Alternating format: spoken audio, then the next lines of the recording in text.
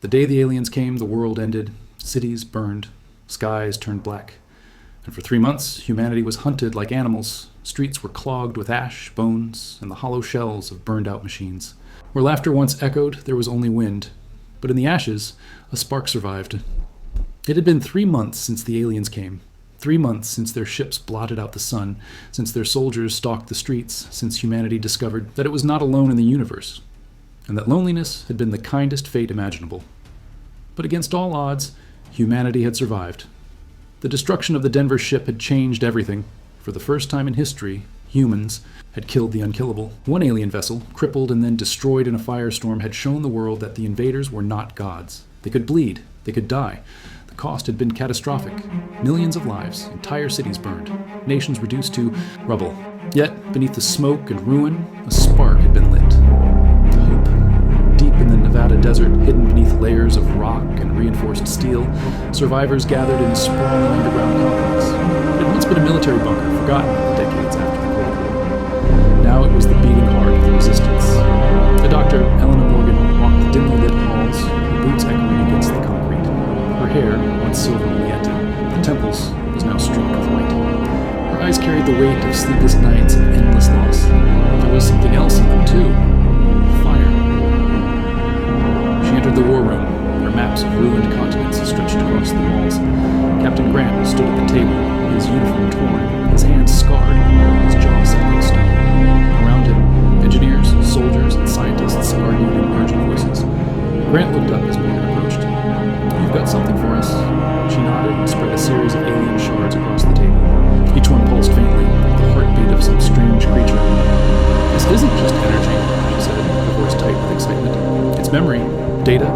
The shards don't just power their weapons, they store the Hive's commands. The ship we destroyed was linked directly to something larger. Something out there." The room went silent. Grant frowned. "Out there? Where?" Morgan tapped a shard and a holographic projection shimmered into existence. Jagged, unstable, but clear enough to show a colossal shape suspended in the void. It wasn't a planet. It wasn't a ship. It was both. A biomechanical world, vast, grotesque, orbiting beyond the reach of Earth's moon. Its surface pulsed like living flesh, and its dark metal spires glowed with the same sickly blue light as the alien ships. "The Hive," Morgan whispered. "That's where they come from.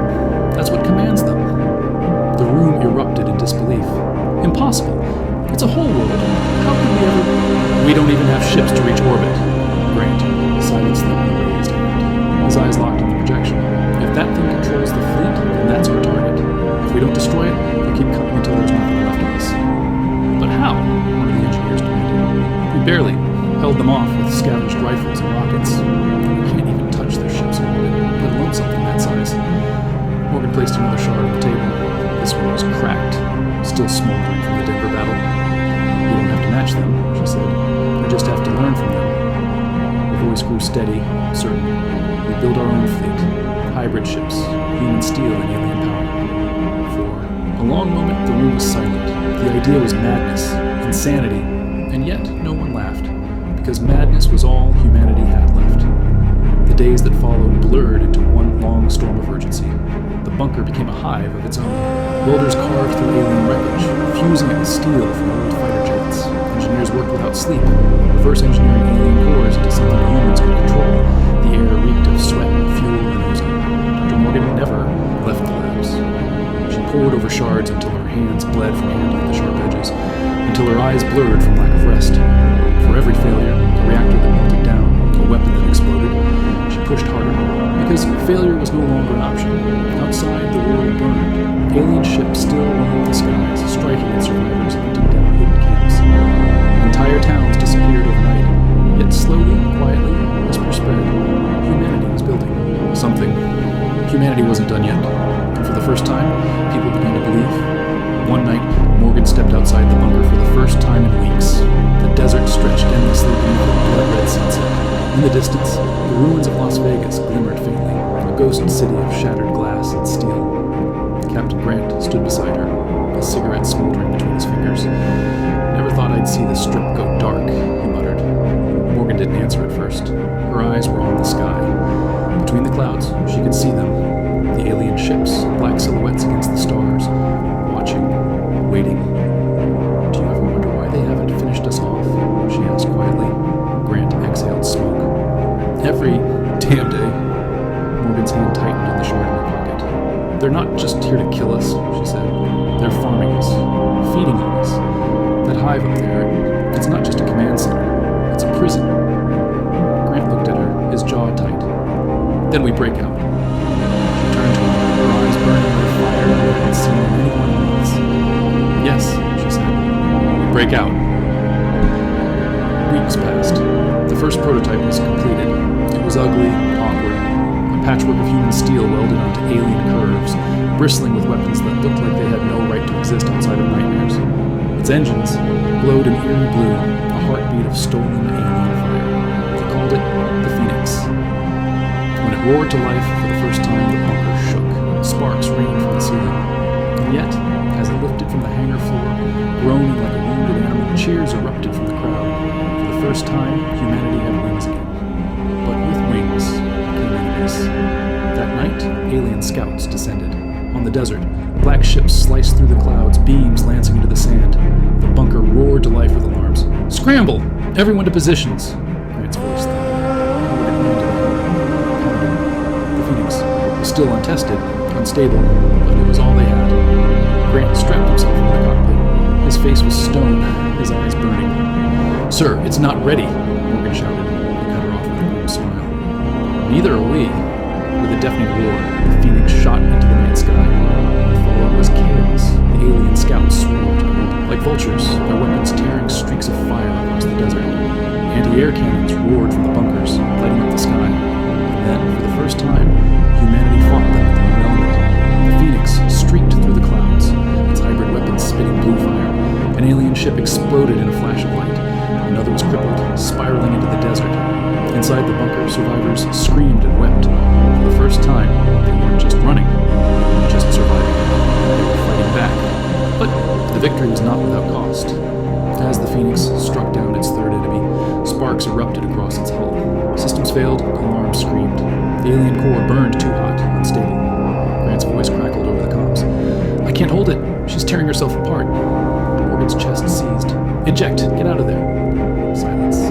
Then Grant's voice, low and steady. "No, not yet." The Phoenix roared higher, slamming into the last alien ship head-on. A blinding explosion lit the night sky, brighter than the sun. When the fire faded, both ships were gone. Only silence remained. The survivors stood in stunned quiet. Smoke curled into the night. The desert smelled of fire and ash. Dr. Morgan sank to her knees, her heart broken.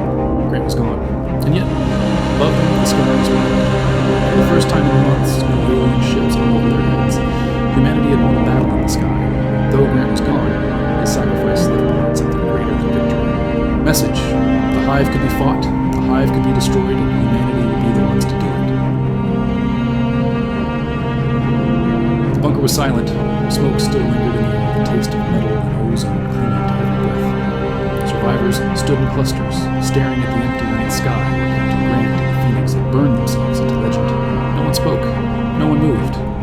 It was Dr. Morgan who finally broke the silence. Her voice was hoarse, trembling with grief, but sharp with conviction. He didn't die for nothing. Her eyes burned as she turned to the crowd. Grant proved it. We can fight them, we can win.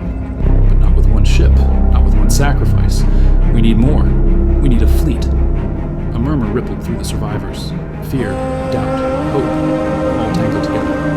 Morgan slammed her hand onto the table where shards and steel fragments lay scattered. "We don't stop. Not now. We build and we fight and we finish this war. For Grant. For every soul they've taken. For Earth." For the first time since the invasion began, the survivors roared at something that sounded like victory. The days that followed were relentless. The Phoenix had been only a prototype, a proof of concept. Now engineers and mechanics swarmed through the bunkers and hidden factories across the world, working day and night to replicate what had been learned. But building a fleet out of scraps was no easy task. Steel was scarce, fuel was rationed. Every alien shard recovered from wreckage had to be fought for, scavenged from battlefields crawling with alien patrols. Men and women died every day just bringing back fragments. Yet still, progress came.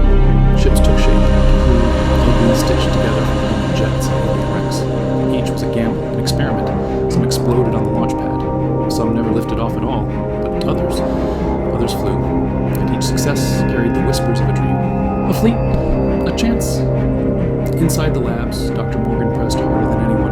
Her body thinned with exhaustion, her hair matted with grease and ash, but her eyes never wavered. She stared at alien cores until her vision swam, mapped out their strange circuitry until her fingers bled from sketching diagrams. And slowly, the pieces came together. The aliens' technology was alive. That was the secret. Their weapons and ships were not just machines, they were hybrids of metal and flesh, bound by a hive consciousness. To fight them, humanity would have to embrace the same horror. And so they did. The first true warship was completed after 4 months. It was massive, bristling with weapons, its alien heart pulsing with stolen blue light. Human steel wrapped its frame, scars of welding glowing faintly in the dark. When it rolled from the hangar, the survivors stared in awe. They named it the Vengeance, and with its birth, the fleet had begun. But even as the ships rose, shadows grew within the ranks. The resistance had spread across nations, across languages and borders. Soldiers from Russia stood beside Americans, Chinese beside Europeans, Africans beside South Americans. Old rivalries dissolved in the fire of extinction. Desperation breeds suspicion. Rumors spread of spies, of traitors willing to sell humanity's survival in exchange for alien mercy. Some whispered that the aliens had promised safety to those who served them. One night, sabotage struck. An unfinished warship exploded in its cradle, killing 20 engineers. Shards of alien metal rained through the bunker, tearing through steel and flesh alike. The traitor was never found, and from that day forward, no one slept easily. Still, the fleet grew. 1 ship became 3, 3 became 6. Within a year, nearly a dozen hybrid vessels hovered above the desert, each pulsing with stolen alien fire. They were imperfect, fragile, dangerous to pilot, but they were theirs. For the first time in history, humanity had wings among the stars. Training began. Pilots, once bound to Earth's skies, now faced the terrifying vastness of space. They learned to maneuver in silence, to fire weapons in a vacuum, to fight without sound, without warning. More than once, training runs ended in disaster. Ships collided, cores overheated, weapons misfired, but those who survived grew sharper, harder. They were not just soldiers anymore. They were pioneers, and the more they trained, the clearer their mission became, to take the war to the hive itself. Dr. Morgan oversaw everything. Her grief for Grant never faded, but it transformed into something else, resolve. At night, when the bunker grew quiet, she would climb to the surface and stare at the stars. She could see the faint glimmer of the hive now, a distant wound in the sky, pulsing faintly beyond the moon. It called to her, it mocked her, and she swore to herself that one day soon it would burn. The day came when the fleet was ready. The air above the Nevada desert shimmered with heat as 12 hybrid ships lifted from the ground, their engines glowing with blue fire. Survivors gathered below, shielding their eyes, weeping openly as they watched the impossible become real. The fleet hovered in silence for a moment, humanity's first armada, born from blood and ash. Then, with a deafening roar, they streaked into the sky.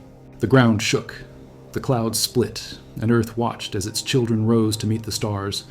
But the aliens were waiting.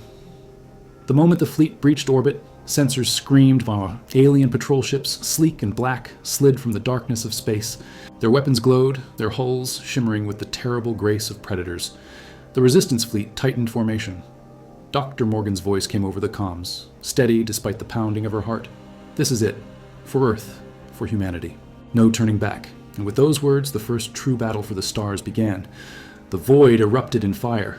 Hybrid cannons spat blue lightning tearing through alien hulls. Alien beams slashed across the darkness, carving ships in half. Explosions bloomed silently, fireballs scattering wreckage across the void. The Vengeance led the charge, its weapons roaring with fury. Human pilots screamed into their comms, not in fear, but in defiance. For every ship that fell, another pressed forward. The battle was chaos, brutal, beautiful. And for the first time in history, the night sky over Earth was alive with war. Hours later, silence returned. Wreckage drifted across the void, the corpses of ships, human and alien alike. The fleet had survived, battered but unbroken. 6 ships remained, scarred and smoking, but alive. And in the distance, beyond the moon, they saw it. The hive. It hung in the darkness like a wound, vast and terrible, its surface writhing with motion. Spires reached outward like claws. Its glow pulsed with every heartbeat of the alien fleet. Dr. Morgan stared at it through the viewport, her breath catching in her throat. There it was, the heart of the enemy, the prison of humanity, the end of the war, and their final destination. The hive filled the viewport. Even from thousands of kilometers away, its sheer size was overwhelming. A planet-sized monstrosity of steel and flesh, its surface twisted with writhing growths that pulsed like diseased veins. Great spires jutted, out into the void, each glowing with the same eerie blue light that burned in every alien ship. It was alive. The sight left even the most hardened soldiers silent. Dr. Morgan gripped the railing of the command deck aboard the Vengeance, her knuckles white. She had studied the shards for months, had glimpsed fragments of the Hive's structure through their stored memories. But nothing could compare to standing in its shadow. "This isn't just a command center," she whispered. "It's a world, a living world." Beside her, Admiral Patel, once a systems engineer, now pressed into command, adjusted his headset. His eyes were locked on the horror before them. "Then that's the world we have to kill." The fleet drifted cautiously closer. 6 hybrid warships, scarred and patched from the orbital battle, engines flickering with unstable cores. Against the Hive, they looked like insects daring to sting a god. "Readings?" Patel asked. A young technician shook his head, panic in his eyes. "Sir, it's everywhere. Energy readings are off the charts. The whole thing is one massive organism. It's feeding. Constantly." "Feeding on what?" Morgan asked. The technician swallowed. "On us." They pressed further. As the Hive loomed larger, they began to see details. Cavernous openings yawned across its surface, vast docking bays that inhaled and exhaled streams of alien ships like breath. Spires pulsed, releasing energy waves that rippled across the void. And then they saw the cages. Rows upon rows of pods clung to the Hive's skin, glowing faintly. Inside them, forms, human forms. Men, women, children, faces pressed against glass, eyes wide in silent screams. Millions of them. The bridge went silent. "No." Morgan's voice cracked. "They're not just killing us, they're storing us." The technician's voice shook. "Draining them, keeping them alive just enough to harvest. Like livestock." The horror sank in. Earth wasn't the first. Earth wasn't special. Earth was just another farm. An alarm blared. "Contact! Alien patrol inbound." On the viewport, a swarm of black ships streaked from the Hive's surface, dozens of them, their hulls glowing with blue fire. Patel's jaw clenched. "All ships, defensive formation. Hold them off." The void erupted again. Hybrid cannons spat blue lightning, slicing through alien patrols. Alien beams slashed across the fleet, carving through steel. Explosions bloomed silently, scattering debris into the abyss. The fleet fought like demons, every pilot knowing there was no retreat, no second chance. Inside the chaos, Morgan shouted, over the comms. "Focus fire on their relay ships, the smaller ones. They're linked directly to the Hive." The order spread. Human ships concentrated fire, ripping apart the relay vessels. One by one, the alien swarm faltered. Their movements grew erratic, disorganized, as if cut from a guiding hand. For the first time, the Hive flinched. But victory brought revelation. Fragments from the destroyed relay ships were recovered by drone. Morgan scanned them feverishly, her eyes wide with horror. "The Hive isn't just controlling them," she whispered. "It's inside them. Every ship, every soldier, every weapon, they're extensions of it, pieces of one mind." Patel frowned. "So, if we destroy the Hive, we destroy them all." The bridge erupted in stunned silence. The stakes had just become clear. Destroy the Hive, and humanity would be free, but fail, and humanity would be consumed. That night, in the cramped quarters of the Vengeance, Morgan addressed the fleet. Her voice crackled across every comm channel, carried to every soldier, every technician, every soul who still fought beneath the shadow of extinction. "We've seen what they are. We've seen what they do. We've seen what waits for us if we fail. They don't come to conquer, they come to harvest, and they will not stop. Not with Earth, not with us, not with any world." Her voice shook, then hardened. "But we've also seen their weakness. They are not gods. They are not immortal. They can be broken. And we will break them. For Earth, for every world they've consumed. For our children and for our dead." She paused, her throat tight. "For Grant." The fleet roared in response. Plans were drawn. A hybrid bomb, forged from the unstable alien cores, powerful enough to rip through the Hive's heart. It would take every shard, every fragment, every ounce of energy they had scavenged. It was dangerous. It was unstable. It was suicide, but it was the only way. The weapon was christened the Dawnfire. As construction began, Morgan found herself haunted by whispers. At first, she thought it was exhaustion, stress gnawing at her mind.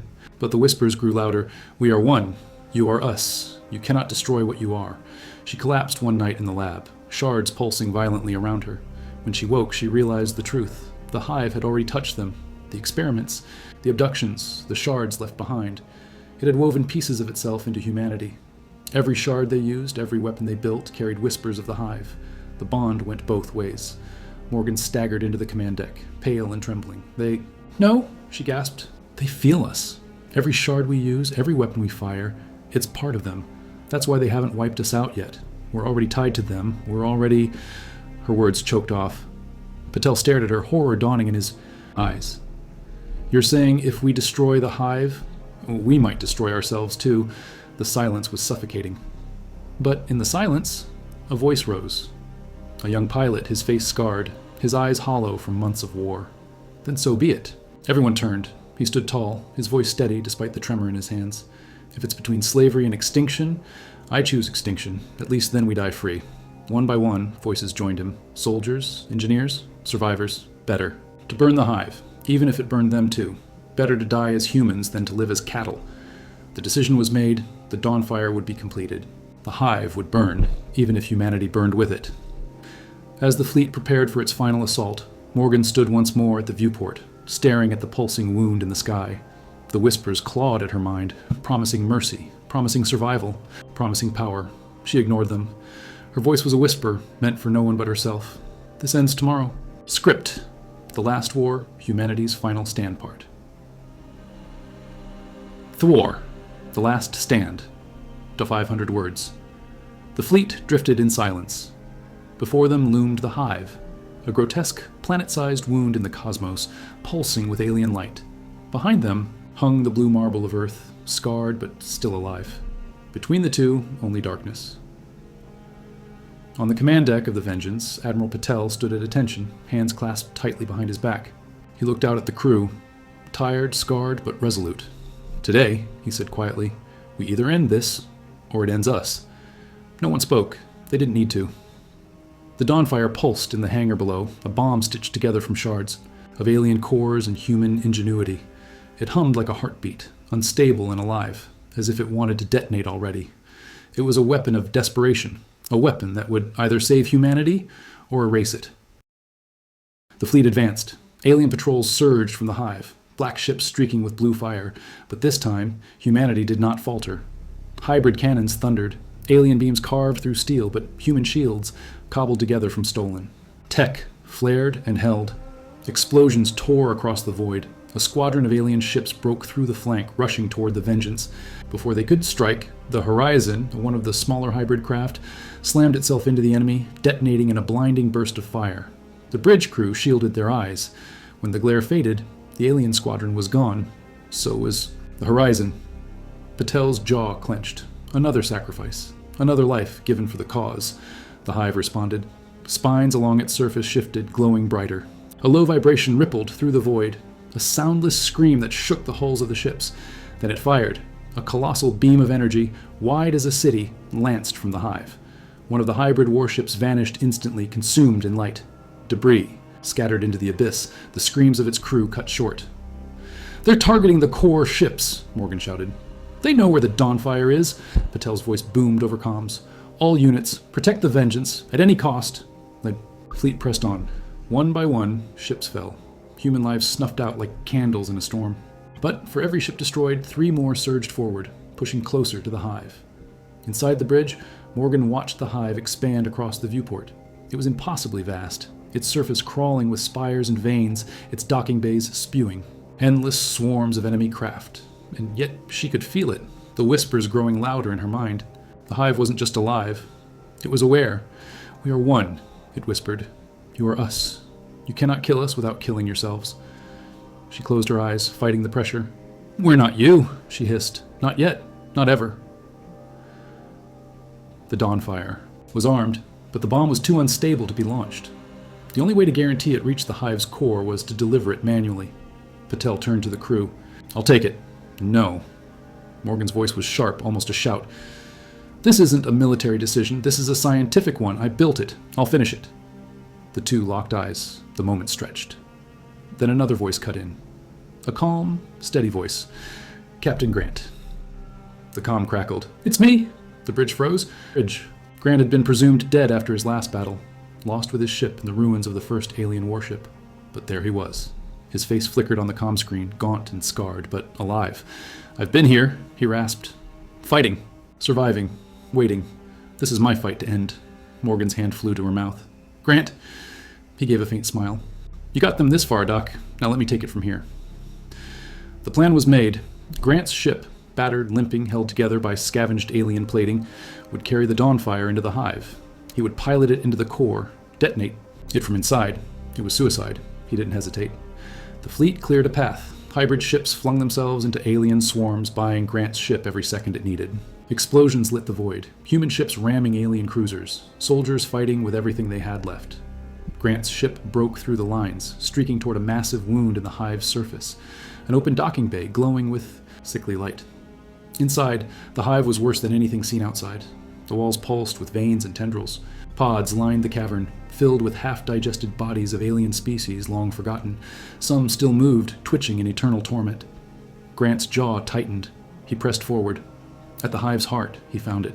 A massive, pulsating core. Glowing blue, tendrils stretching out like roots of a malignant tree. It throbbed with power. The heart of the Hive's consciousness. The whispers became a roar. You are us. Do not resist. Join. Live forever.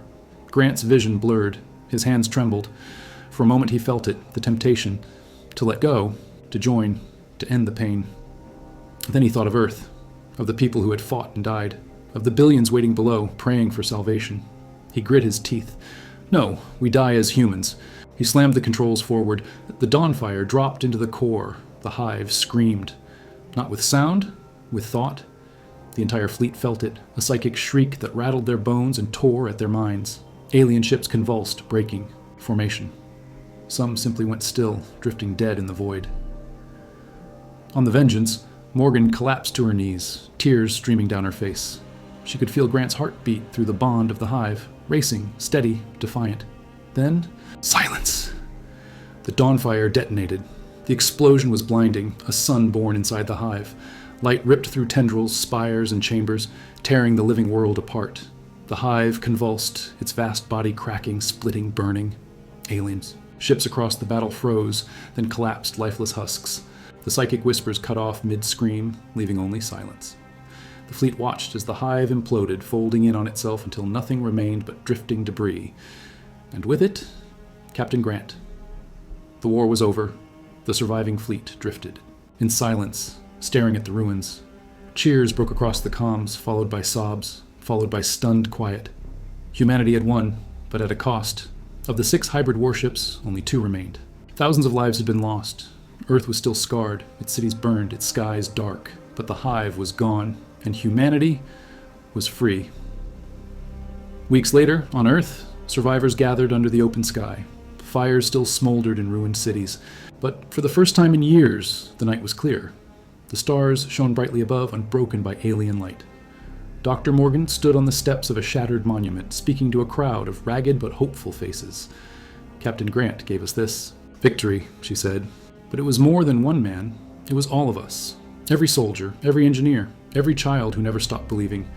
We won because we chose to be human, because we refused to bow. Her voice cracked, then rose stronger. The Hive is gone. But the stars remain, and now they're ours to reclaim. The crowd roared. For the first time since the invasion began, the sound was not of fear or grief. It was of hope. That night, as Morgan looked up at the stars, she whispered, one final promise. This is the end, but also the beginning.